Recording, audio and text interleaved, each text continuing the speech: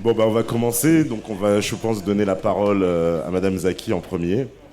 D'accord, merci beaucoup. Donc, il y a eu plusieurs débats, notamment sur Facebook, concernant l'idée très importante dans le programme de François Asselineau, selon laquelle la France devrait sortir de l'Union européenne parce que l'Union européenne est une construction voulue par les États-Unis qui a des orientations clairement atlantistes. Il y a donc cette idée que l'Union européenne n'est que le prolongement finalement des États-Unis et que sa stratégie est toujours de s'aligner sur les États-Unis et qu'elle est voulue même par les États-Unis au point que leur but initial, qui remonte quasiment au début du XXe siècle, c'était de créer l'Europe pour mieux affaiblir l'Europe. Alors moi, je me suis tout de suite inscrite en faux par rapport à cette théorie. Pourquoi ? Parce que je pense que s'il est vrai qu'à l'origine, l'Union européenne a été voulue par Washington dans l'esprit d'une part de créer peut-être un ensemble qui s'affaiblisse de lui-même, qui se nécrose de lui-même, ce qui est une théorie que je trouve assez tirée par les cheveux, si vous permettez, ou bien que les États-Unis ont voulu la création de l'Union européenne comme barrage, ce qui est tout à fait raisonnable de penser, comme barrage à l'influence soviétique. Ça, je peux l'admettre comme argument. Si tout ça a été vrai pendant peut-être les 40 dernières années, eh bien, ce n'est absolument plus du tout, mais du tout vrai depuis, en tout cas, les années 2000.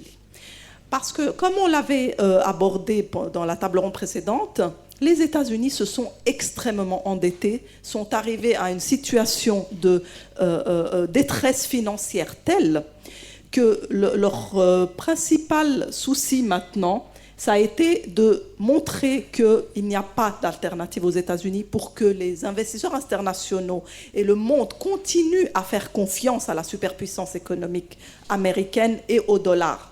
C'est l'axe principal de la stratégie des États-Unis aujourd'hui. Leur survie, je vais jusqu'à dire cela, leur survie dépend de l'échec de l'Europe.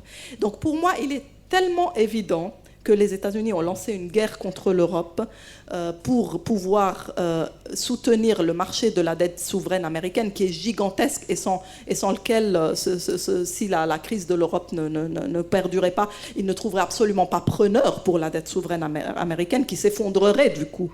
Donc cette guerre est si évidente pour moi que j'étais très surprise que François Asselineau, dont je suivais les opinions par ailleurs économiques que j'appréciais beaucoup, j'étais très surprise sur ce point particulier qui me paraît tout à fait indéfendable. Croire qu'aujourd'hui les États-Unis veulent la pérennité de l'Union européenne est pour moi indéfendable et on peut argumenter, pour l'instant bien sûr je vous laisse la parole, mais on peut argumenter longtemps à ce sujet. D'accord, vous en pensez quoi vous, monsieur Asselineau ? Alors, d'abord, Madame Zaki, encore une fois, merci d'être venue dans une salle qui ne vous est pas spontanément favorable majoritairement. Donc, non, mais franchement, je trouve ça vraiment très, très agréable et sympathique de votre part. Deuxièmement, vous me faites dire quelque chose qui vous tordait légèrement ma pensée, mes analyses. Je n'ai jamais dit que les États-Unis avaient pour objectif de détruire l'Europe, de détruire les pays d'Europe. J'ai dit qu'ils avaient pour objectif, depuis, en réalité, au minimum depuis la fin de la Seconde Guerre mondiale, de les vassaliser. Ça n'est pas pareil. Ça n'est pas pareil. Lorsque la France, par exemple, faisait des colonies, ou les pays de l'Occident faisaient des colonies dans les pays d'Afrique ou en Indochine, leur objectif n'était pas de détruire ces pays. Leur objectif, c'était de les domestiquer, de les vassaliser, de leur imposer une langue, une culture, des échanges commerciaux inégaux, de profiter de leur substance, mais ça n'était pas de les détruire. Donc je ne voudrais pas que vous pensiez que j'ai dit ça. Ce que je pense, c'est que les États-Unis ont mis en place cette stratégie depuis la fin des années la fin des années 50, des années 40. Alors, ce que j'ai dit également, c'est qu'ils se sont inspirés pour cela d'un stratagème chinois, qui est le 35e des 36 stratagèmes classiques de ce livre des 36 stratagèmes qui date de l'époque Ming, dont on ne sait pas qui est l'auteur, mais qui est la collation d'un certain nombre de ruses de guerre qui sont étudiées dans toutes les écoles de guerre du monde, qui est ce stratagème des chaînes. C'est-à-dire que les États-Unis ont compris que plus on ferait entrer d'États dans cette tour de Babel, et moins ça marcherait, plus ce serait un système auto-bloquant, dont le seul qui pourrait tirer les ficelles et manœuvrer tout ceci à distance, eh bien, ce seraient justement les États-Unis d'Amérique eux-mêmes. Pourquoi ? Parce que ils n'apparaissent pas comme étant membres de l'Union européenne, mais ils sont ceux derrière lesquels tout le monde s'aligne, ou une très grande majorité des États s'alignent. Dans les années 50, c'était évident, puisque c'était eux qui étaient le fer de lance de la protection de l'Europe occidentale. Et donc, tout le monde venait se protéger sous le parapluie américain. Ça a été toute la contre-stratégie de Gaulle, qui avait compris, qui avait dit ce que je viens de dire d'ailleurs. C'est-à-dire, je l'ai même en machine, si vous voulez, pendant une interruption, on mettra le discours de Charles de Gaulle dans sa conférence de presse du 15 mai 1962, où il avait déjà parfaiement dit qu'on ne pourrait pas imposer une politique à chacun des 6 États, puisque ça serait, il disait, c'est pas vrai, disait-il, qu'un État, la France ou l'Allemagne ou l'Italie, accepteront des politiques totalement contraires à leurs intérêts uniquement parce qu'il y aurait une majorité contre eux. Et donc il disait, comme il n'y aura pas de politique, puisqu'on ne pourra pas en faire, eh bien, en fait, tout le monde se mettra à la suite de quelqu'un du dehors, pour reprendre ces termes exacts, on pourra le montrer, à la suite de quelqu'un du dehors qui, lui, en aurait une, il y aura un fédérateur extérieur, mais il ne sera pas européen. Et c'est ça qu'il avait dit, ça a fait un scandale mondial le 15 mai 1962, tellement scandaleux d'ailleurs, que les ministres MRP du gouvernement ont claqué la porte du gouvernement français à cette époque, laissant Charles de Gaulle dans une situation extrêmement délicate, parce que contrairement à ce que disaient ses détracteurs, ça n'était pas un dictateur, il avait besoin d'une majorité au Parlement, et les parlementaires gaullistes n'étaient pas majoritaires. Il avait donc besoin d'avoir une majorité, il ne pouvait la trouver puisque la gauche et le Parti communiste ne voulaient pas lui accorder son soutien, il était obligé de le trouver auprès du MRP qui était européiste. Ça veut donc dire que le drame qu'a vécu Charles de Gaulle tout au long des années 60, c'est qu'il n'avait pas les moyens politiques de sortir de l'Union, de ce qu'on appelait la CE, d'ailleurs à l'époque, qui était encore extrêmement limitée. Il n'en avait pas les moyens politiques d'en sortir, donc ce qu'il a essayé de faire, c'est de subvertir cette histoire de l'intérieur en en faisant une construction politique qui aurait vocation à s'opposer aux États-Unis d'Amérique et qui aurait été de facto placée sous la férule de la France. Pourquoi de la France ? Parce que c'était la France qui avait la bombe atomique, notamment. C'est la raison pour laquelle il tenait à ce point à avoir l'armement nucléaire. Alors, je ne vais pas vous rappeler ici ce que j'ai déjà expliqué dans une conférence. Je voudrais en revenir effectivement aux années les plus récentes. J'avais préparé, mais bon, à la fois par courtoisie et puis parce qu'il y a un problème d'éclairage, je ne les passerai pas, mais je le passerai éventuellement ce soir à ceux qui seront là. J'avais préparé toute une série de planches pour montrer au public et à Madame Zaki sur les faits. Il suffit simplement de revenir aux faits. C'est-à-dire que depuis des mois et des mois, ce sont les États-Unis d'Amérique qui imposent la survie artificielle de l'euro. Ils ne cessent que de taper du poing sur la table pour que les Allemands sauvent l'euro. Et pourquoi cela ? Parce que c'est les Américains qui ont lancé le processus d'une monnaie commune européenne. On le sait de sources certaines, ça a été révélé par le Daily Telegraph du 19 septembre 2000, par les documents secrets qui ont été révélés par le département d'État à l'époque, qui ont été révélés à l'époque par c'est eux qui ont conseillé une monnaie commune européenne. Parce que l'objectif avec cette monnaie est d'essayer de rendre autant que faire se peut irréversible le processus de vassalisation. Et donc la question qui se pose, et c'est celle qui est pendante, qui crève les yeux, c'est que d'ailleurs je ne suis pas le seul à le dire, Mario Monti par exemple l'a dit il y a encore quelques jours, c'est que la nécrose de l'euro, c'est comme un château de cartes qui commence à dégringoler. La nécrose de l'euro, c'est exactement les premiers coups de ciseaux dans le rideau de fer du côté de Sopron en Hongrie qui ont été entraînés tout le reste. C'est-à-dire qu'à partir du moment où l'euro se désintègre, si par exemple la Grèce sort de l'euro, ça poserait un énorme problème juridique puisqu'il n'y a pas de possibilité de sortie juridique. Ça veut dire que c'est tout le traité de Maastricht qui risque de dégringoler. Et puis d'un seul coup, quand un château de cartes commence à s'effondrer, vous savez comment ça commence et vous savez aussi comment ça termine, ça ne s'arrête pas. C'est que tout s'effondre. Donc les États-Unis pensent et craignent, c'est une des raisons importantes, c'est pas la seule, mais craignent qu'en termes géopolitiques, la fin de l'euro, l'explosion de l'euro n'emmène la désintégration de toute cette construction européenne qui est le glacis géopolitique qu'ils avaient obtenu et négocié contre Staline avec les conférences de Téhéran, Yalta et Potsdam de 1943-1945. C'est de ça qu'il s'agit. J'aimerais répondre, s'il vous plaît. Merci. Je ne peux pas évidemment approuver le fait de dire que les États-Unis pouvaient savoir que la création de l'euro allait amener à cette situation et qu'ils en attendaient en plus un affaiblissement de l'Europe par le fait qu'ils allaient rencontrer des problèmes insolubles vu la situation avec la sortie de la Grèce. Non. La réalité, c'est que quand l'euro a été créé en 98, les Américains ont eu très peur parce qu'ils ont réalisé que pour la première fois dans l'histoire depuis la fin de l'Empire britannique, une monnaie allait représenter une alternative très sérieuse à l'hégémonie du dollar.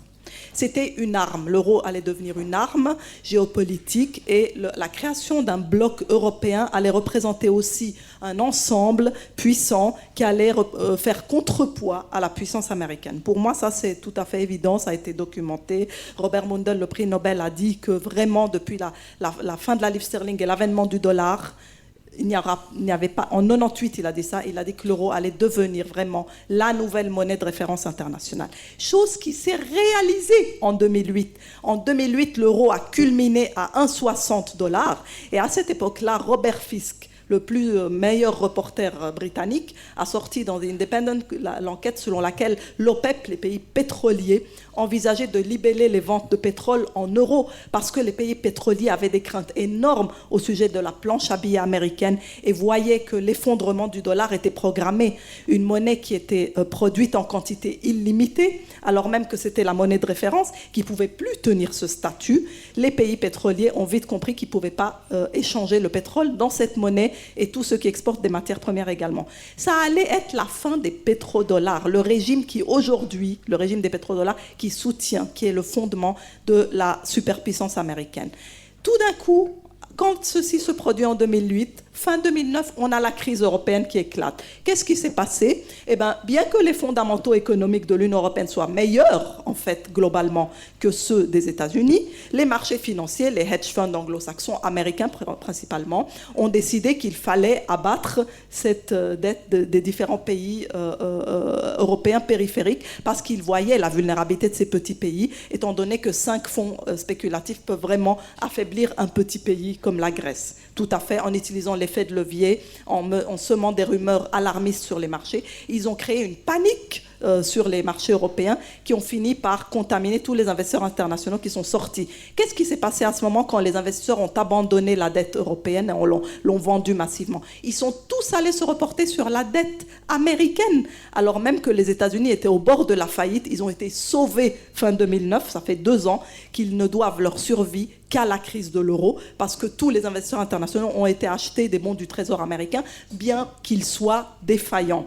Donc les États-Unis ont réussi un coup de maître en permettant que ces rumeurs sur la zone euro se propagent, sur la faillite imminente et les attaques incessantes dans la presse anglo-saxonne de l'euro, dont maintenant certains eurosceptiques sont devenus en fait les meilleurs alliés des eurosceptiques anglais et américains, eh bien, ont permis que cette crise de l'euro se prolonge. Je ne suis pas en train de contester que les pays européens comme la Grèce ou le Portugal avaient des vrais problèmes économiques. Je dis juste qu'ils n'avaient pas des problèmes différents des États de la Californie, de l'Arizona, du Michigan ou de l'Ohio. Ils ont des problèmes tout à fait similaires au niveau de leur inflation, des différentiels d'inflation entre ces pays. C'est tout à fait identique à ce qui existe entre les 14 zones métropolitaines américaines. Au niveau des paramètres économiques, Europe, États-Unis égale kiff-kiff, il n'y a vraiment aucune différence. Simplement, le monde de la finance anglo-saxonne a attaqué la dette européenne, a décrété que l'euro allait couler. Il y avait des paris hallucinants sur la parité euro-dollar fin 2010. Elle ne s'est jamais réalisée. L'euro est resté solide grâce aux Chinois qui sont intervenus et ont contrarié la stratégie anglo-saxonne de détruire l'euro.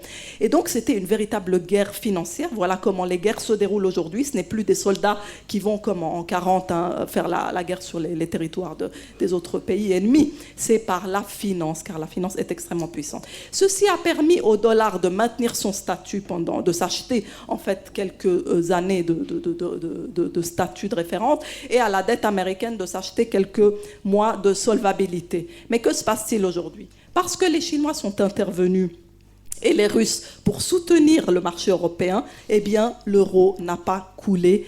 La prophétie anglo-saxonne ne s'est pas réalisée. Et qu'a émergé de cette guerre? C'est l'Allemagne qui a émergé. François Asselineau ne parle pas beaucoup de l'Allemagne. Moi, je pense que l'Allemagne a fait preuve d'un leadership historique dans cette affaire.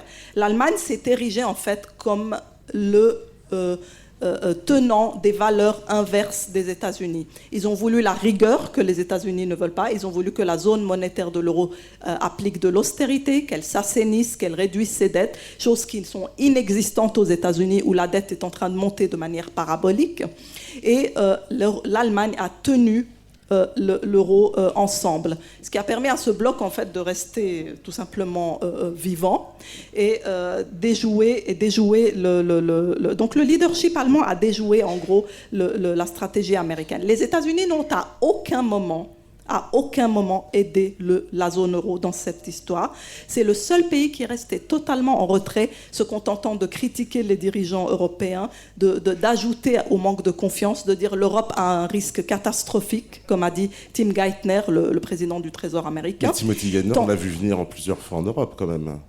Oui, bon, il est allé voir de nombreux. Il est allé voir les Chinois aussi. En général, quand il va voir les Chinois, c'est pour leur dire de déprécier leur monnaie, c'est-à-dire de mener l'agenda américain.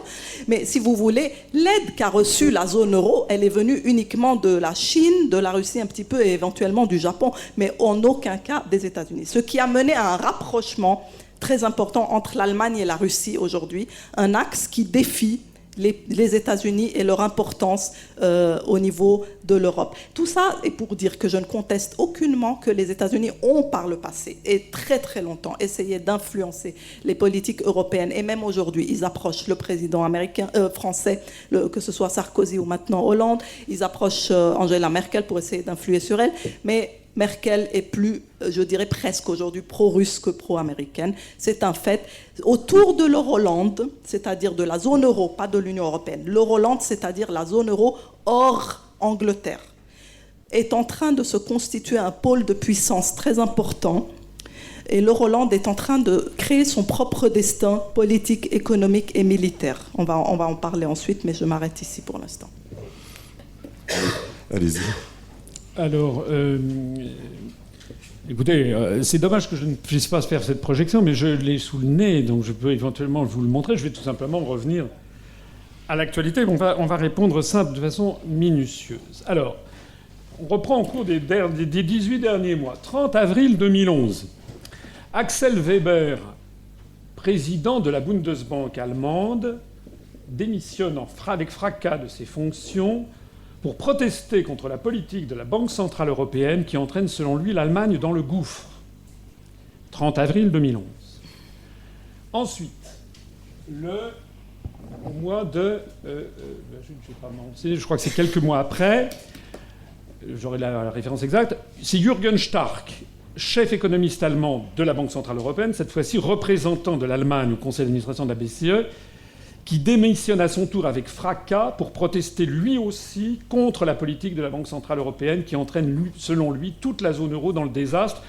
C'est d'ailleurs le titre de la tribune. Vous voyez, la démission surprise du chef économiste de la BCE fait plonger les marchés, un Allemand.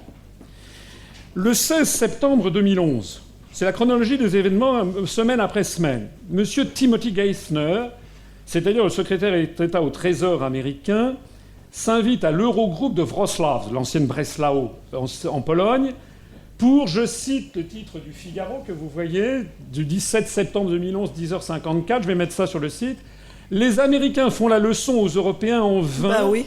Il est là pour faire la leçon en leur intimant l'ordre de sauver l'euro. » Mais c'est l'intimant l'ordre de sauver l'euro. Hein, voilà. Le monsieur Geithner est le président de l'Eurogroupe Jean-Claude Juncker à Wrocław. Le secrétaire d'État au Trésor, on voit qu'il est en train d'engueuler Juncker.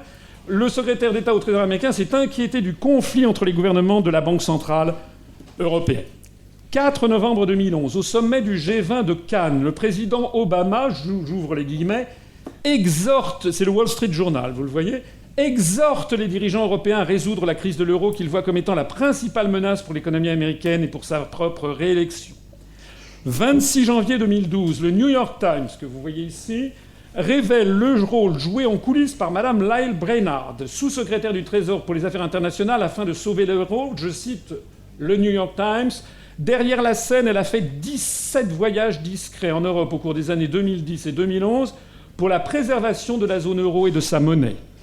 C'est le New York Times du 26 janvier 2012. Avec d'ailleurs, il y a les citations, je mettrai ça sur le site. 19 mai 2012, au sommet du G8 de Camp David, j'ouvre les guillemets, de la presse, c'est The Observer, qui est une presse. Au sommet du G8 de Camp David, Obama et Cameron se sont affrontés, je cite, avec la chancelière allemande Angela Merkel lors du sommet du G8 à Camp David, et exigeant qu'elle dresse un chemin clair pour sortir l'Europe de sa crise actuelle.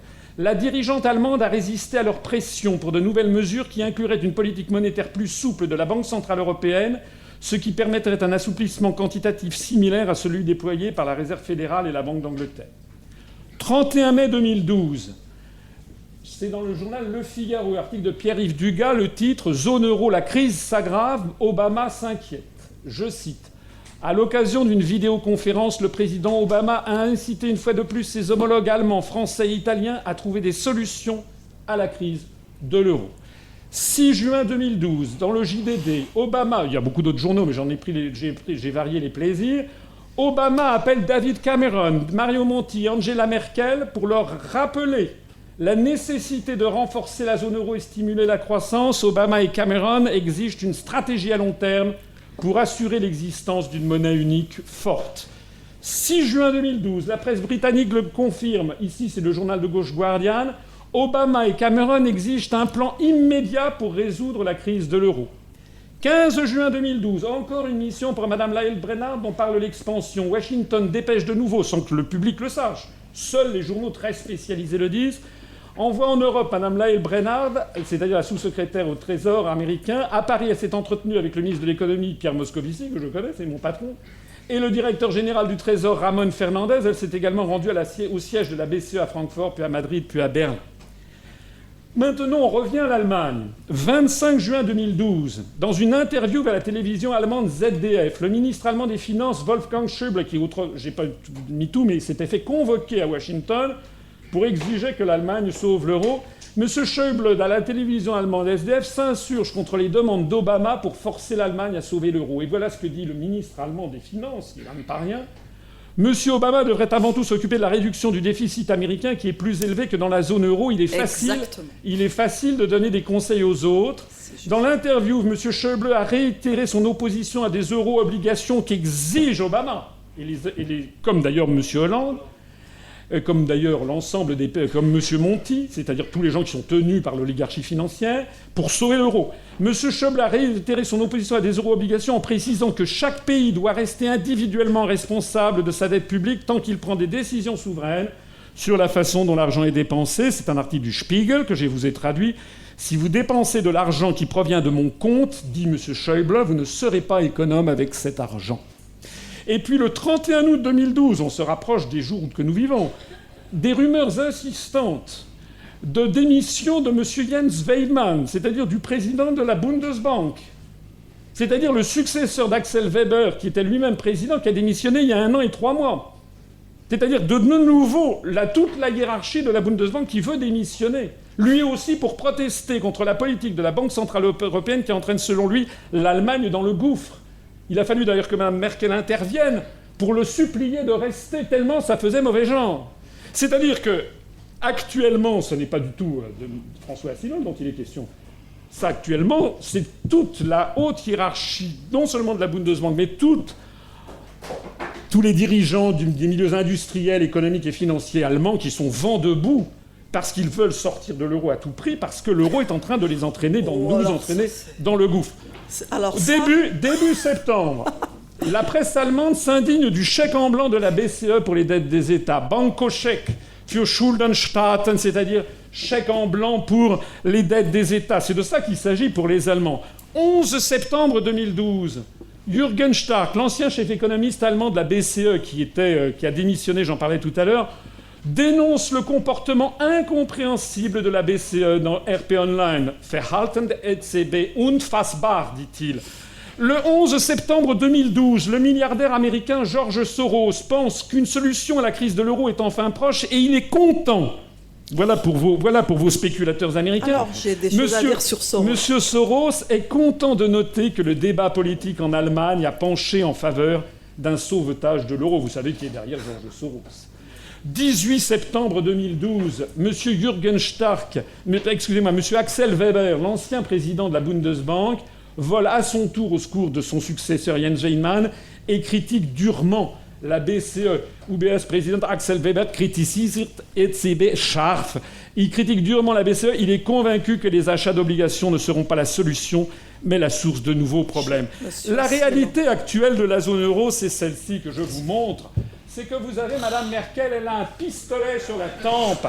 Mme Merkel a un pistolet sur la tempe que lui posent les États-Unis. Parce que si la zone euro est en dégringolade, ça n'est absolument pas de la faute des Américains, pour le coup. Et moi on me reproche de toujours tout reprocher aux Américains, ça n'est pas de la faute des Américains, c'est parce que le système n'est pas viable. Il n'est pas viable pour des raisons qui n'ont rien à voir avec la spéculation des spéculateurs américains. Il n'est pas viable parce qu'il a coupé, il a cassé ce processus fondamental qui est la possibilité de faire des remaniements de taux de change entre les monnaies nationales pour corriger les évolutions différentes de compétitivité des économies. Ça veut dire quoi? Ça veut dire que pour avoir une seule et même monnaie entre 17 économies différentes, ça ne peut marcher qu'à la seule condition que les 17 économies évoluent avec une compétitivité qui évolue au même rythme. C'est évidemment impossible.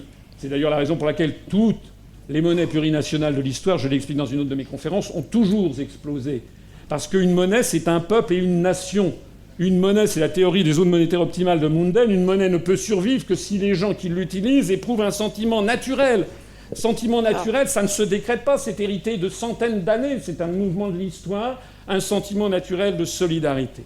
Ce sentiment de solidarité n'existe absolument pas entre les pays de l'Europe, puisque la construction européenne est une construction factice qui ne correspond en aucun cas aux affections respectives des peuples d'Europe.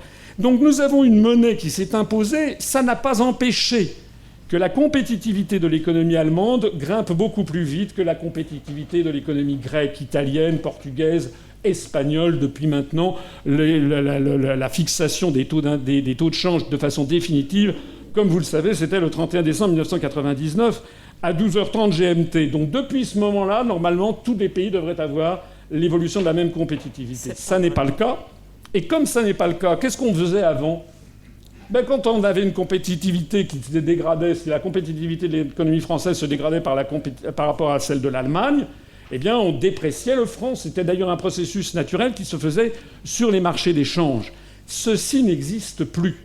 Donc ça veut dire quoi ? Ça veut dire que les Allemands que les Grecs, par exemple, ou les Espagnols ou les Portugais ont une monnaie qui est très surévaluée par rapport à leurs propres économies. Ça veut dire que leur économie est exsangue, ils perdent des emplois à toute allure, et que, par ailleurs, ils enregistrent des excédents commerciaux, ils enregistrent des déficits commerciaux vis-à-vis de l'Allemagne, mais qui ne sont plus corrigés par, justement, une évolution différenciée des taux de change. Ça veut donc dire, sans entrer dans des termes trop techniques, que l'on a un afflux en Allemagne d'euros qui viennent de Grèce, qui viennent d'Espagne, qui viennent d'Italie, qui viennent du Portugal, qui sont d'ailleurs renforcés par tous les détenteurs de capitaux de ces pays qui transfèrent leur euro de la Grèce, de l'Espagne, d'Italie ou du Portugal vers l'Allemagne ou également vers les Pays-Bas. Pourquoi le font-ils ? J'arrête là mon propos.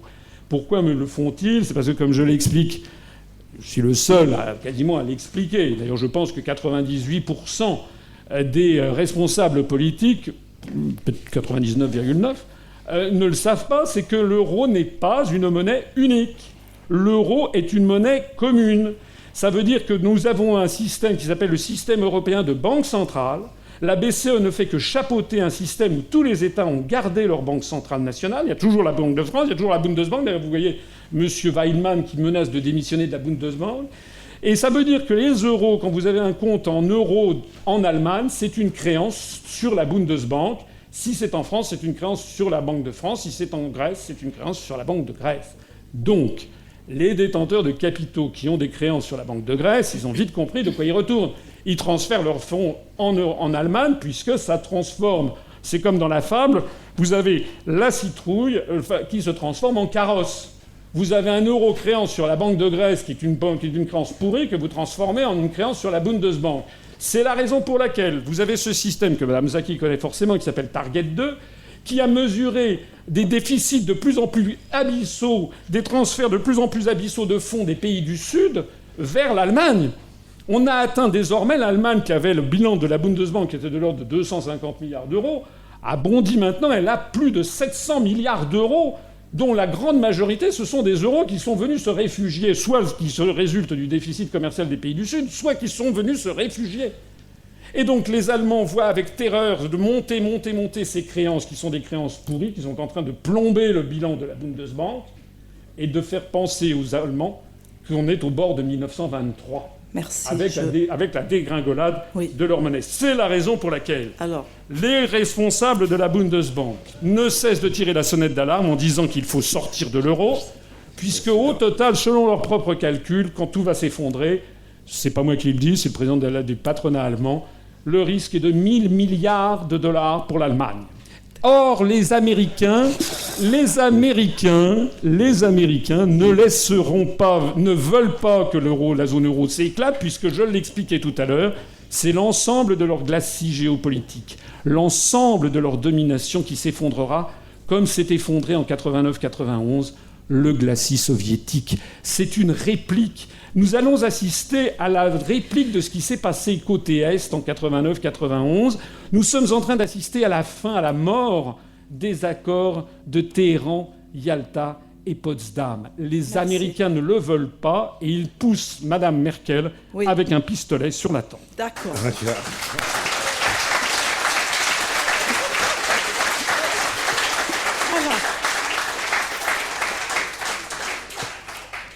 Merci beaucoup, Monsieur Asselineau, pour cette revue de presse très fouillée.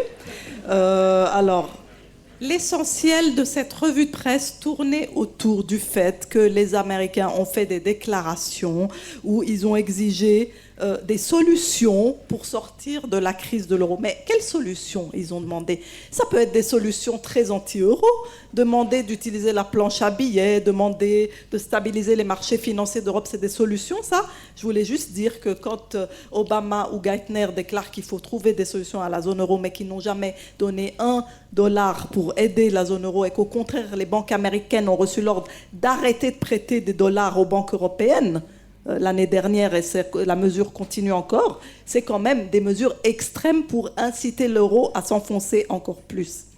Par rapport à George Soros, la réalité, c'est qu'il est positionné contre l'euro depuis maintenant fin 2009. Il a été très contrarié par les achats chinois. Il a même dit sur CNBC qu'il trouvait que les Chinois avaient très mauvais goût d'acheter l'euro parce que ça allait contre les positions qu'il a, lui, qui sont extrêmement baissières sur l'euro, tout comme la banque Goldman Sachs, qui à l'heure actuelle conseille ses clients de vendre l'euro. Parallèlement, les traders anglo-saxons sont les plus vifs critiques de la Banque nationale suisse, parce que la Banque nationale suisse a dû acheter beaucoup d'euros pour baisser son franc. C'est vous dire à quel point la Banque nationale suisse s'est retrouvée comme ça, de manière impromptue, la principale cible des traders anglo-saxons, simplement parce qu'elle a été obligée d'acheter des euros, ce qui a fait qu'elle a soutenu l'euro. Donc non, les banques américaines et Wall Street sont positionnées vendeurs contre l'euro, attendent son écroulement. Soros était le meneur de ce mouvement et ça se continue. Quant à la démission d'Axel Weber, il a été remplacé par Mario Draghi. On a dit que Mario Draghi... Non, Axel Weber est à la Bundesbank. Mario Draghi est à la BCE, succédé à Trichet. Il aurait dû prendre la présidence de la BCE, mais c'est plutôt Mario Draghi qui a pris la présidence de la Banque Centrale Européenne. Mario Draghi, aujourd'hui, a une politique que j'estime être fondamentalement différente de celle de Ben Bernanke, le président de la Banque Centrale Américaine. La Banque Centrale Européenne a pris son propre chemin. Oui, elle va soutenir le marché de la dette européenne, mais elle exige en face de ça une rigueur et un désendettement de la part des gouvernements qui profitent profite de son aide. Donc il est très important ici de préciser que les politiques monétaires européennes et américaines ne sont pas du tout les mêmes et que l'Allemagne, à cause de justement des articles que vous avez cités et de ses résistances successives, a pu obtenir qu'il y ait une exigence de rigueur dans la zone euro, contrairement aux États-Unis où on fait marcher la planche à billets gratuitement et on n'exige aucun désendettement et où le mot austérité a disparu du vocabulaire des États-Unis depuis maintenant une vingtaine d'années et ils vont droit dans le mur. Donc, grâce à l'exigence de rigueur de la zone euro, l'euro est une monnaie aujourd'hui forte. Attendez, j'ai perdu le fil. Je voulais dire que, encore une fois, les déclarations officielles des États-Unis ne représentent absolument rien en termes d'aide véritable pour la zone euro, et que l'exemple le plus éloquent auquel on devrait se référer, c'est l'Angleterre. L'Angleterre a fait exactement ce que M. Asselineau aimerait que la France fasse finalement, c'est-à-dire qu'elle ait sa monnaie, n'est-ce pas, qu'elle puisse utiliser sa propre planche à billets pour ajuster son économie. Eh bien, l'Angleterre a utilisé la planche à billets comme personne ne l'a jamais utilisée. Elle est aujourd'hui le seul acheteur de la dette souveraine anglaise sur le marché, la Banque d'Angleterre. C'est vraiment une grande lessiveuse que la politique monétaire anglaise. La livre sterling est au plancher et l'économie n'a toujours pas redémarré alors qu'elle a utilisé exactement les mesures que vous prônez, c'est-à-dire de garder une monnaie indépendante, d'être en dehors de l'euro. Sa politique aujourd'hui est la plus désastreuse de toutes. Le taux d'endettement de l'Angleterre, le taux d'endettement total, il est de 900% du PIB. C'est vraiment un pays qui est en faillite complète et absolue et définitive, je veux dire. Et c'est lui qui est demandeur aujourd'hui vis-à-vis de l'Union européenne parce qu'il est vraiment dans un trou noir dont il est impossible de sortir. Donc la réalité, c'est que la seule chose, en fait, moi j'aime beaucoup vos analyses, je trouve que c'est brillant, extrêmement documenté, etc. Mais et juste. Vous omettez... Non mais, alors... Vraiment, moi aussi, j'aimerais qu'on soit vraiment constructif, mais vous omettez l'aspect des marchés de la dette. Il y a un marché de la dette européen, il y a un marché de la dette américain. De la mort de l'un dépend la survie de l'autre, monsieur Asselineau. Ces deux pays, ces deux blocs, ces deux zones sont en faillite. Il n'y a que peu d'acheteurs. Les acheteurs, soit ils vont acheter la dette américaine, soit ils vont acheter la dette européenne. Ils ne peuvent pas choisir les deux. Donc les États-Unis ont réussi avec succès à occulter leurs propres problèmes de faillite en mettant l'accent sur la faillite de l'Europe. Voilà. Donc simplement, je suis là pour dire essentiellement, monsieur Asselineau, il y a une grande confusion dans le monde. N'ajoutez pas à cette confusion. Regardez vraiment qui sont les vrais ennemis de la France, qui sont, pour moi, les attaques américaines contre la zone euro sont tout à fait, on peut vraiment les prouver. Voilà, je ne peux pas prouver plus que ça, que la survie des États-Unis qui sont en faillite aujourd'hui dépend vraiment de l'échec de l'Europe. Et dès que, si vous regardez les marchés, comme je fais tous les jours, dès que la dette européenne, les différentes dettes européennes remontent et se stabilisent, la dette américaine se met à chuter. Sa valeur chute et ses taux d'intérêt montent. Mais c'est mécanique. Vraiment, ces deux marchés, ça fonctionne en vase communicant. Si on veut que les États-Unis survivent, il faut que l'Europe coule. Parce que les acheteurs, ils vont choisir l'un ou l'autre. Le monde occidental n'aura qu'un seul survivant. Il y a la place pour une seule monnaie dans le monde occidental. Soit ce sera le dollar, soit ce sera l'euro. Et à côté, il y aura le yuan ou le renminbi, c'est-à-dire le yuan chinois, on l'appelle aussi renminbi. Mais il n'y a pas de place pour le dollar et l'euro. Et ça, les Américains l'ont compris. Et ils sont plus forts que les Européens dans tout ce qui est marketing, dans tout ce qui est médias, dans tout ce qui est, oui, un petit peu de propagande. Ça ne fait pas de mal. En matière économique, c'est essentiel. Et donc, ils modifient leur chiffre d'inflation. Leur chiffre d'inflation officiel est de 3% par an. Alors que si on utilise leur propre méthode qu'ils avaient dans les années 80... Oui, les Européens aussi, vous savez. D'accord. Maintenant, c'est les États-Unis qui font marcher la planche à billets depuis 10 ans. Les Européens viennent de commencer. Les États-Unis, ils ont 10 ans de planche à billets derrière, gigantesque. Il y a eu plus d'expansion monétaire que dans les 200 ans qui ont précédé de création des États-Unis. Donc le dollar est créé en quantité illimitée. Et l'hyperinflation qui existe est cachée par des chiffres qui officiellement sont de 3% par an, alors que leur propre méthode des années 80 montre que l'inflation aux États-Unis est de 10% annuel. Donc les chiffres du chômage, pareil, ils sont trafiqués. Vous parliez de 50% du chômage des jeunes en Europe. Eh ben, je peux vous dire que les 10% de chômage annoncés officiellement aux États-Unis, si on calcule calcule toute la population découragée à long terme et qu'on l'intègre dans la population des chômeurs américains, on arrive à 25% de chômage américain. On est bien mieux que l'Espagne. Là, on est comme l'Espagne, en tout cas, aux États-Unis. Et donc, c'est une zone en danger. Elle est en déclin et elle fera tout ce qu'il faut, y compris couler l'Europe, son partenaire depuis la Deuxième Guerre mondiale, pour arriver à survivre comme superpuissance face à son véritable ennemi, qui n'est autre que la Chine.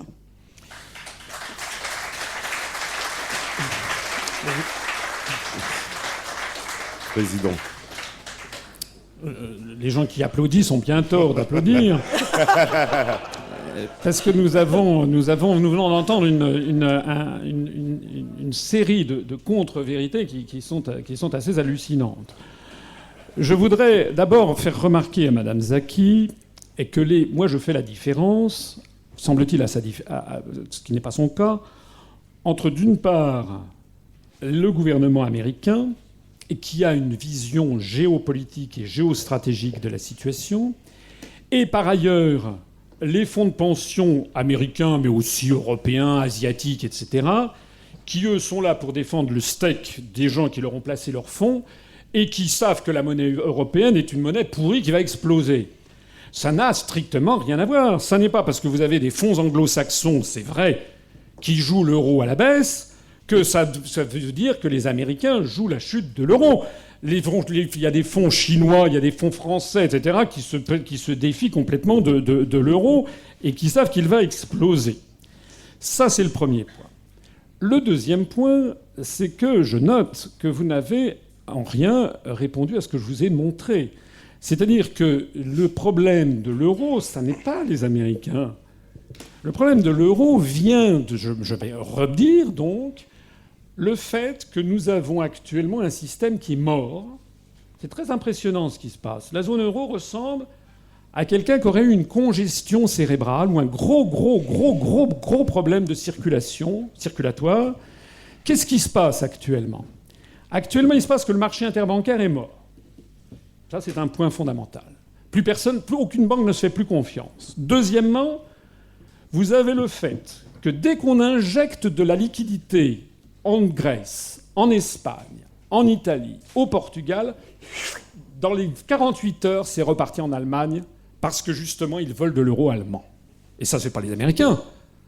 C'est-à-dire qu'actuellement, nous avons... C'est comme si vous aviez un corps où vous aviez une espèce de bouffée de chaleur avec tout le sang qui monte à la tête étant l'Allemagne, et pas seulement l'Allemagne d'ailleurs.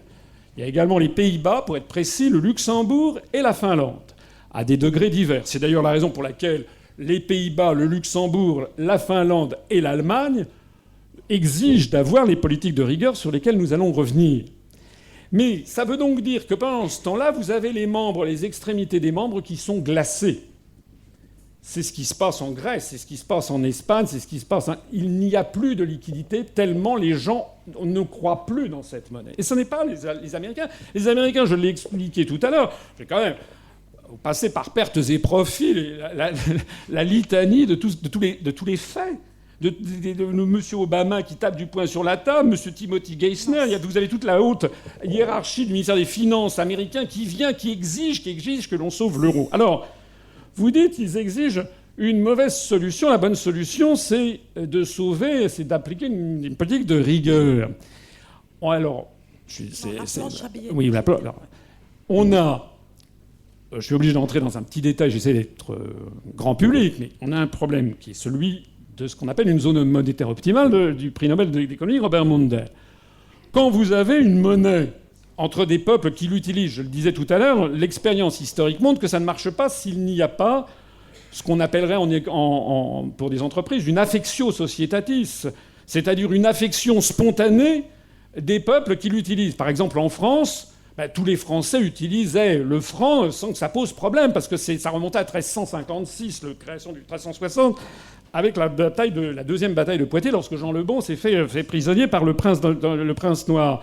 Donc ça faisait 7 siècles que ça durait. Donc pour les Français, l'appartenance à la France ne posait pas problème, et donc le franc ne posait pas problème. Et donc lorsqu'il y avait des transferts financiers vers des zones qui subissaient des chocs asymétriques, ça ne posait pas problème, les Français n'y portaient pas attention. Ce qu'a expliqué Mundell avec la théorie des zones monétaires, c'est que lorsque vous avez une monnaie entre des peuples différents, et qu'il se passe des chocs asymétriques, c'est-à-dire ce qui se passe en ce moment, c'est-à-dire la Bérésina en Grèce, en Espagne, au Portugal, etc., il n'y a que 3 façons de régler le problème. La première façon, c'est que vous avez des phénomènes migratoires massifs, des gens qui quittent les zones avec un très fort taux de chômage pour aller chercher de l'emploi ailleurs. C'est ce qui se passe par exemple aux États-Unis. Si par exemple il y a une crise de l'automobile à Detroit, eh bien les salariés vont aller en Californie ou en Floride ou au Texas pour trouver de l'emploi. C'est naturel. Parce qu'ils parlent tous la même langue, ils ont le sentiment d'appartenir au même pays qui s'appelle les États-Unis d'Amérique. Sauf qu'en Europe, ça ne marche pas comme ça, puisque vous n'allez pas avoir, sauf il y a certains hurluberlus qui le croient, mais vous n'allez jamais avoir des millions de Grecs, d'Italiens, d'Espagnols ou de Portugais ou de Français qui vont aller chercher du travail en Allemagne. Ça n'existe pas. Vous aurez quelques milliers de Français qui joueront les Golden Boys pour aller à Londres, sur lesquels on va focaliser l'attention du public, mais ça ne représente rien. Il faudrait qu'il y ait des millions et des millions de Portugais, de Français, d'Espagnols, de Grecs, d'Italiens qui aillent en Allemagne pour y trouver du travail. D'abord, il faudrait qu'ils en aient envie. Deuxièmement, il faudrait qu'il y ait du travail. Et troisièmement, il faudrait que les Allemands les y accueillent volontiers par millions et millions. C'est évidemment pas possible. La deuxième... D'ailleurs, si émigration il y a, c'est malheureusement ce qui se produit actuellement. Vous le savez, j'en ai déjà parlé, j'en parlerai ce soir. Les Portugais quittent en masse le Portugal à la demande d'ailleurs de leur propre gouvernement, mais ils ont été 150 000 à partir l'année dernière. Pour un peuple de 10 millions d'habitants, c'est une hémorragie ahurissante. Eh bien, ils sont allés s'installer au Brésil ou en Angola, c'est-à-dire dans des pays avec lesquels ils ont une affectio societatis. Ils parlent la même langue, ils ont un peu la même histoire, ils parlent le portugais. Ils se sentent beaucoup plus proches du brésilien que des Estoniens ou des Finlandais. Bien. La deuxième façon de sauver une monnaie, toujours selon Mundell, c'est d'avoir des transferts financiers massifs des zones qui ne sont pas touchées vers les zones touchées. En gros, c'est ce qui se passe. C'est en gros exactement, si je prends la hauteur de vue nécessaire, le principe du FESF et du MES. Ça revient à dire qu'il faut que les Allemands, les Finlandais, les Néerlandais, et puis les Français aussi, payent les dettes des pays du Sud. C'est ça que ça veut dire. Voilà. Eh bien, il se trouve... Alors en France, le débat est interdit, grâce à nos chers médias. Mais il se trouve qu'en Allemagne, en Finlande, aux Pays-Bas, il n'est pas interdit. Et qu'au contraire, dans tous ces pays, les gens sont vent debout. Le Premier ministre finlandais, par exemple, M. Katainen, a mis le haut là en exigeant d'avoir des sûretés réelles sur la prise en compte des dettes des pays du Sud. Donc les Allemands ne veulent pas payer pour les autres. Ah, d'ailleurs, on peut les comprendre. En vertu de quoi un peuple, le peuple allemand, devrait-il payer les dettes des pays du Sud sur lesquels il n'a aucune prise? C'est comme si vous habitez dans un immeuble et qu'on vous dit votre voisine du dessus a acheté un téléviseur à écran plat, elle n'arrive pas à le payer, donc il faut que de la copropriété se cotise.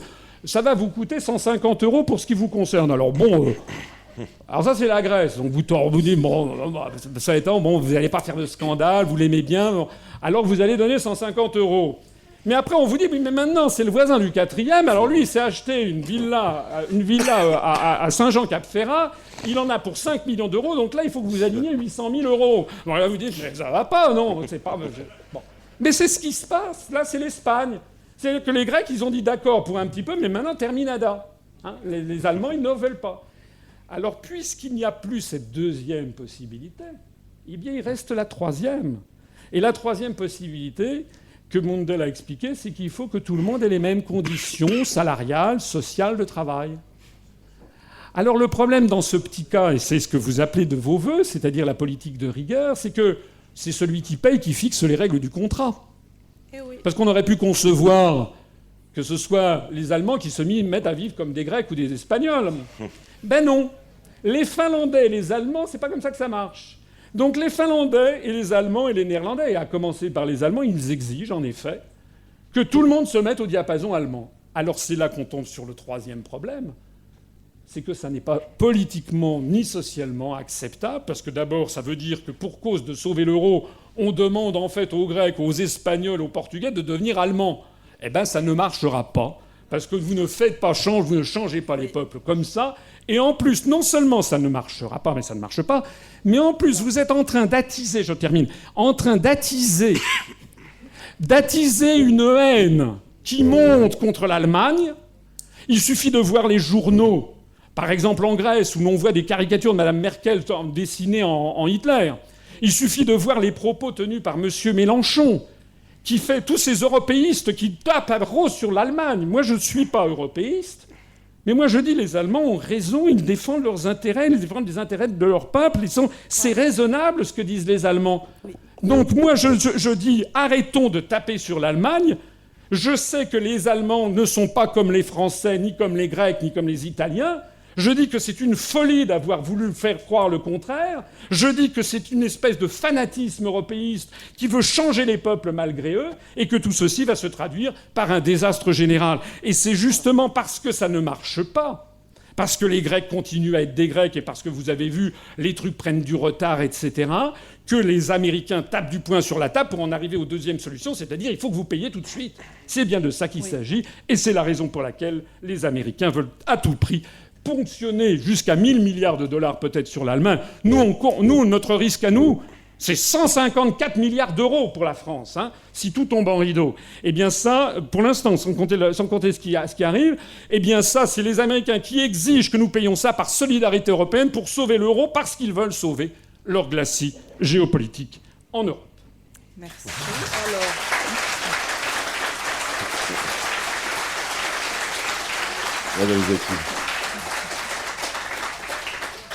Alors, merci Monsieur Asselineau. Effectivement, il faut parler plus concrètement des différences entre les pays de la zone euro et combien il y a des disparités. Mais d'abord, j'aimerais dire que vous avez le don quand même d'omettre 2 ou 3 évidences, comme le vote des Hollandais en faveur de l'Europe. On en a parlé tout à l'heure. D'accord. J'ai dit que les gens ils n'ont pas voté en faveur de l'Europe. Vous parlez des législatives. Oui, non, mais bien sûr, c'est comme en France. C'est comme si vous disiez qu'en France, les Français qui ont voté Hollande ont voté pour l'Europe et pour l'euro. C'est pas vrai. Ce sont des choses qui sont présentées aux populations de façon totalement disjointe. Les Allemands ont chaque fois voté en faveur des paquets de sauvetage de la Grèce et pour le mécanisme de sauvetage européen. Alors pourquoi est-ce que M. Asselineau, aujourd'hui, a décidé que l'Allemagne refuse l'euro et ne veut pas financer les autres pays de l'Europe?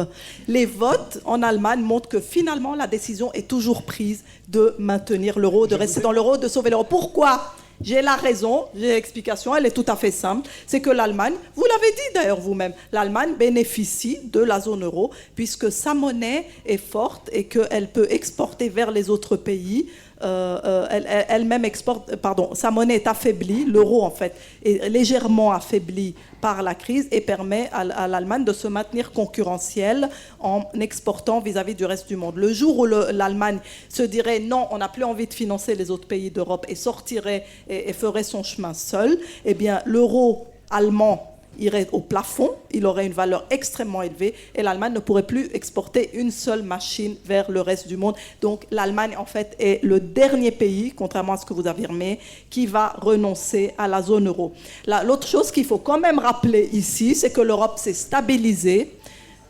Oui, on peut voir quelles sont ces sympathiques diverses. Oui. L'Europe s'est stabilisée. Et Angela Merkel est une femme extrêmement puissante. C'est la femme la plus puissante du monde. Je crois que c'est le magazine Forbes qui l'a dit. Oui, Forbes, oui. Cette femme est extrêmement influente et a vraiment réussi à créer, et là vous n'avez pas répondu d'ailleurs, l'ensemble qui s'appelle Euroland. Et l'Euroland, c'est pas l'Union européenne. L'Euroland a ses règles, ses valeurs, bientôt sa politique de défense commune, va bientôt s'affranchir de l'OTAN, va peut-être même créer son armée. Eh bien oui, vous avez lu la presse, c'est le projet de la zone euro. Mais lisez, renseignez-vous. L'Euroland, la zone euro, veut créer sa propre armée, sa propre politique de défense, sa politique étrangère, sa politique budgétaire commune, sa politique fiscale commune et sa politique étrangère commune. Maintenant, autre chose de très important. Donc, je viens de dire que la zone euro s'est stabilisée et que tous les propos sur la fin de l'euro qu'on vient d'entendre sont un petit peu datés, puisqu'ils datent du début de l'année où il y avait encore des craintes. Aujourd'hui, même les pires eurosceptiques doivent admettre que l'euro remonte, que le marché européen de la dette s'est calmé et que tout s'est stabilisé, au moins pour quelques temps. Voilà. Moi, je peux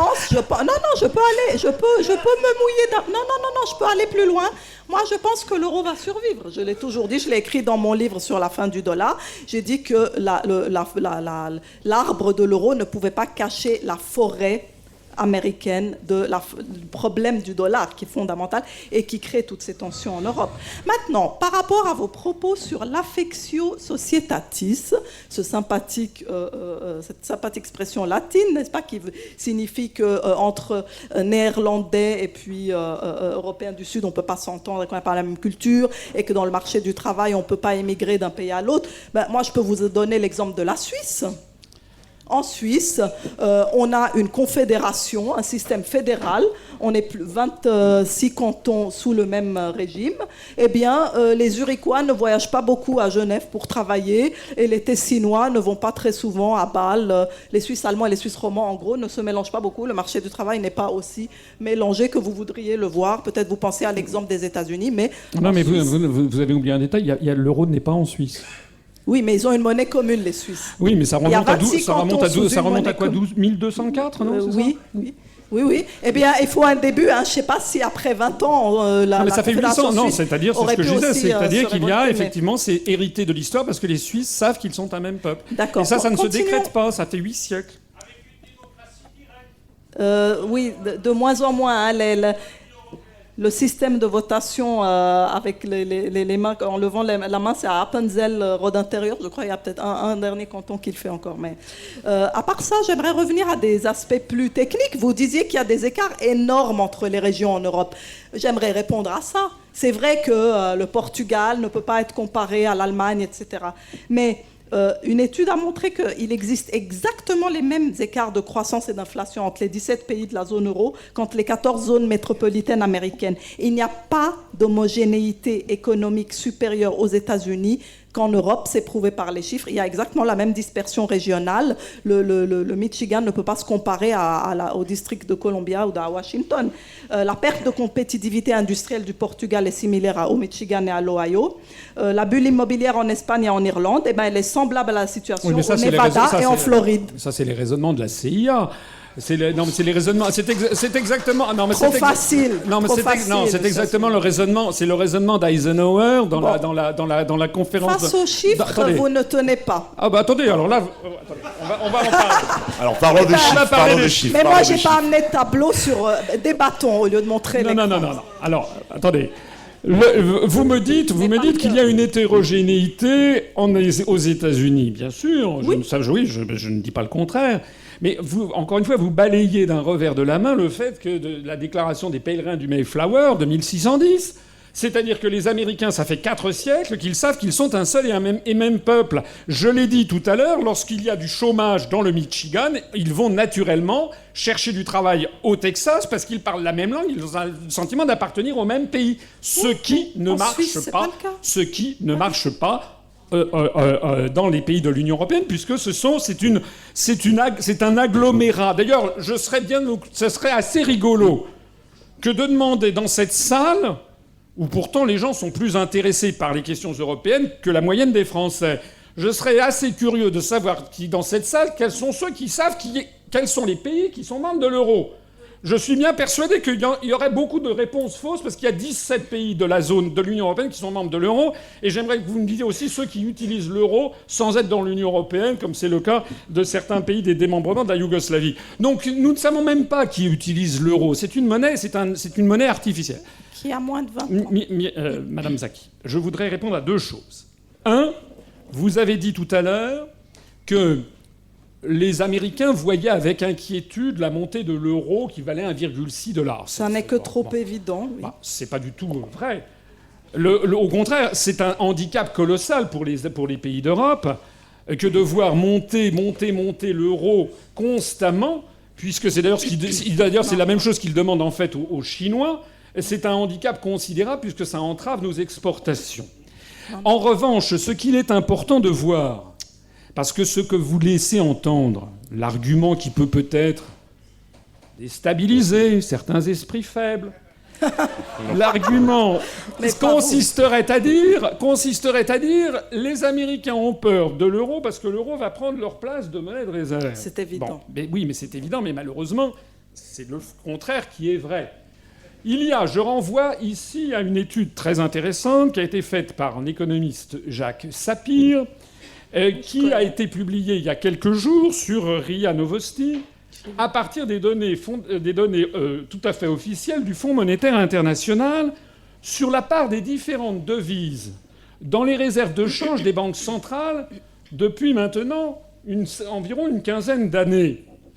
En 1995, le dollar représentait 59% des réserves de change des banques centrales. Donc en 1995, 59%. En 2011, il en représente 62,1%. C'est-à-dire que depuis la création de l'euro, la part du dollar dans les réserves des banques centrales a augmenté. C'est donc que les États-Unis ne sont absolument pas inquiets par le fait que l'euro prendrait leur place. Pour être exact, ça avait légèrement diminué pendant les années 2002, 2003, 2004. Ça avait beaucoup augmenté dans les années 99-2000 pour ensuite diminuer et pour désormais remonter. Mais c'est toujours été entre... Alors je ne vais pas vous aligner tous les chiffres, je vous renvoie à RIA Novosti. C'est aux alentours de 60 à 70%. En revanche, la zone euro, eh bien, en gros, a repris à un petit peu augmenter ce qui était le collationnement de ce qui était auparavant les réserves des banques centrales en Deutschmark, en francs et en florin néerlandais, etc. On était aux alentours de 18 à 20% dans les années 2000. On a monté à environ 25%.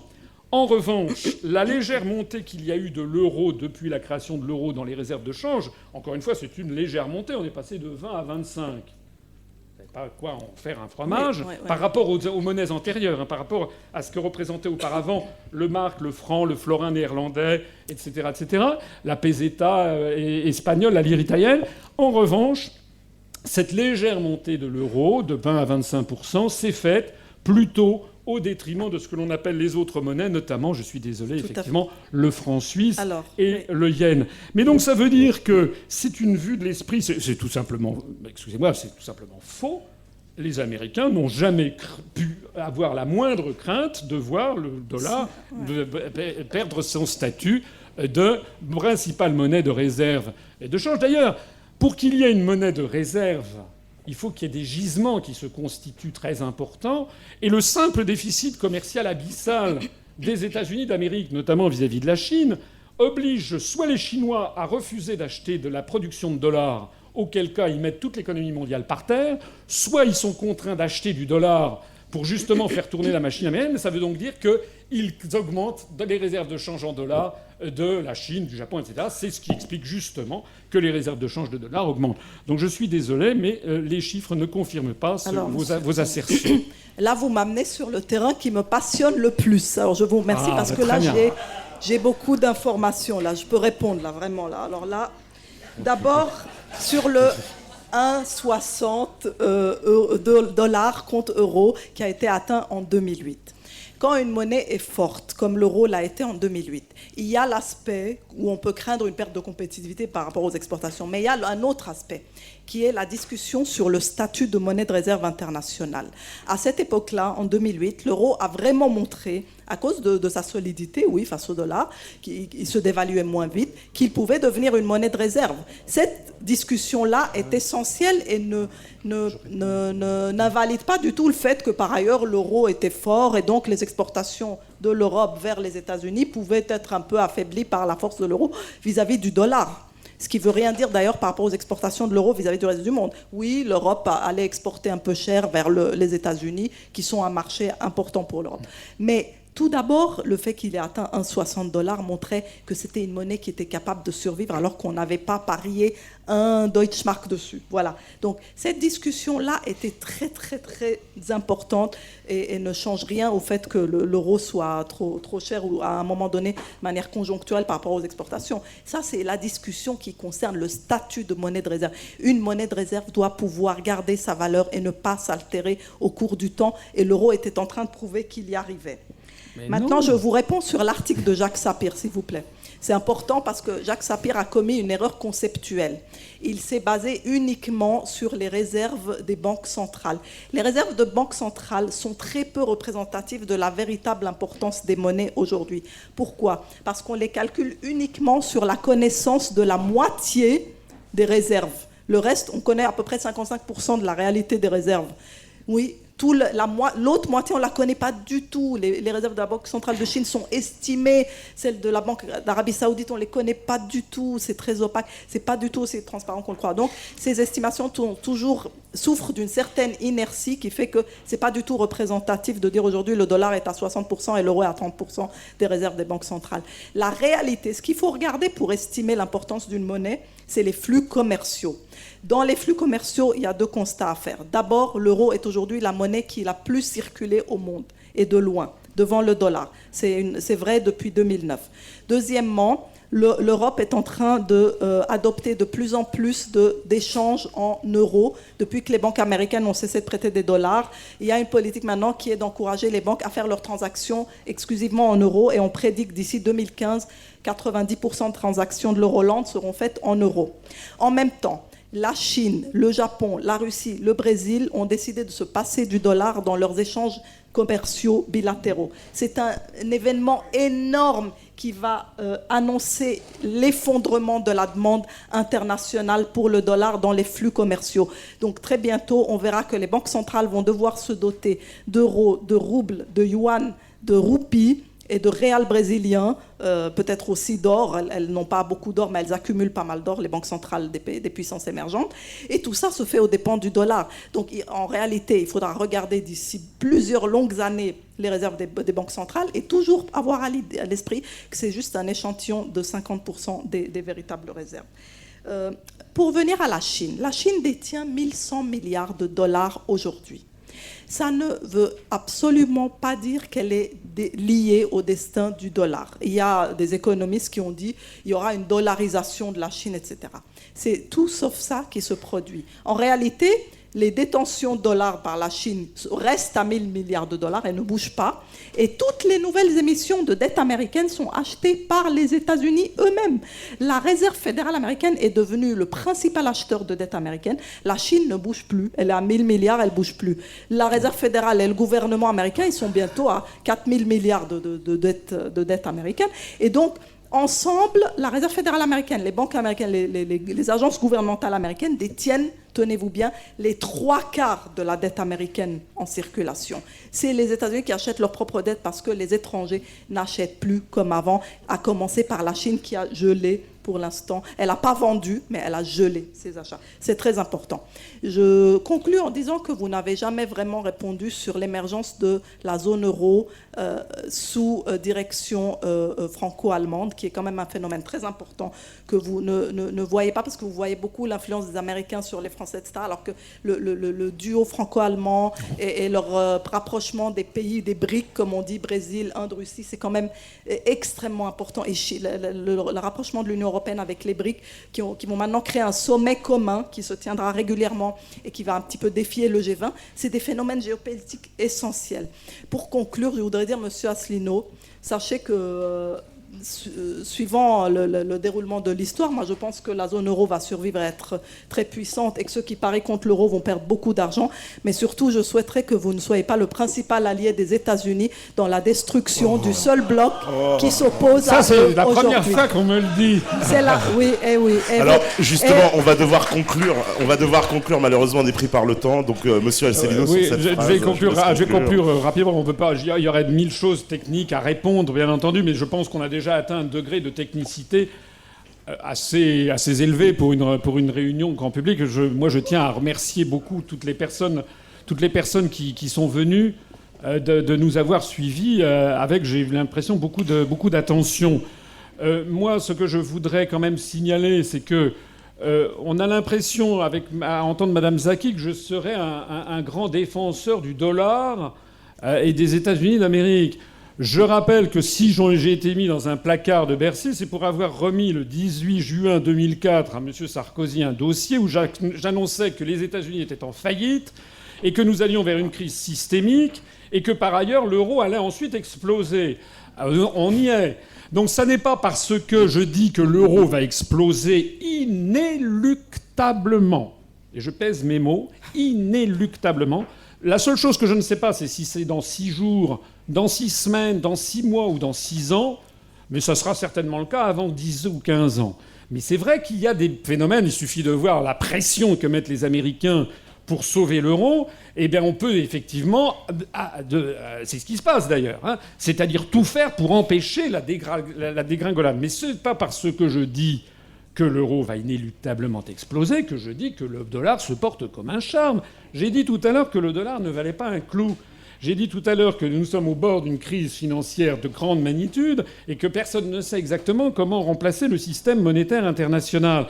Tout simplement parce que les États d'Europe et des États-Unis, et suivant l'exemple funeste des États-Unis, se sont désindustrialisés à toute allure, ont perdu ce qui fait la production de richesse, ce qu'on savait depuis les comment dirais-je, les physiocrates et depuis du XVIIIe siècle et surtout depuis Adam Smith, c'est-à-dire la production de richesse, c'est d'abord l'agriculture et l'industrie. Et ceci, on est en train de se focaliser, tous les pays, États-Unis et Europe, malheureusement dans le même sac, vers des économies de production de richesse virtuelle avec des gens qui font tout simplement de la spéculation, c'est-à-dire ils travaillent sur de l'immatériel, sur des chiffres électroniques. Lorsque Lehman Brothers ferme, il ne reste rien. Nada. Et on peut très bien se passer de Lehman Brothers parce que les Chinois, les Indiens sont des gens extrêmement intelligents. Je rappelle que c'est les Indiens qui ont inventé le système numéral de position, qui est l'invention la plus géniale de l'histoire de l'humanité. C'était au 5e siècle après Jésus-Christ. Eh bien, les Indiens, par exemple, sont des gens qui sont très, très compétents en matière informatique ou en matière financière. Donc les pays d'Occident n'auront strictement plus rien, se retrouveront, si vous me permettez cette trivialité, se retrouveront en slip bientôt. Alors c'est la raison pour laquelle ils se sont endettés pour maintenir le niveau de vie de leur population. Mais on est arrivé maintenant, on va vers des très grands événements et vers un grand retour vers qu'est-ce qui fait la richesse des nations, qu'est-ce qui fait que les pays d'Europe ou des États-Unis sont riches. On se rendra compte qu'il n'y a pas d'autre solution que de revenir, comme le disait tout à l'heure d'ailleurs Jacques Nikonov, vers des formes de protectionnisme. Voilà, je voulais peut-être, si vous me le permettez, alors on n'est pas d'accord, hein, vous l'avez compris, mais je remercie Madame Zaki d'être venue. Ce que je vois, c'est que leur tourne, et puis il y a peut-être la table ronde suivante sur les questions de démocratie.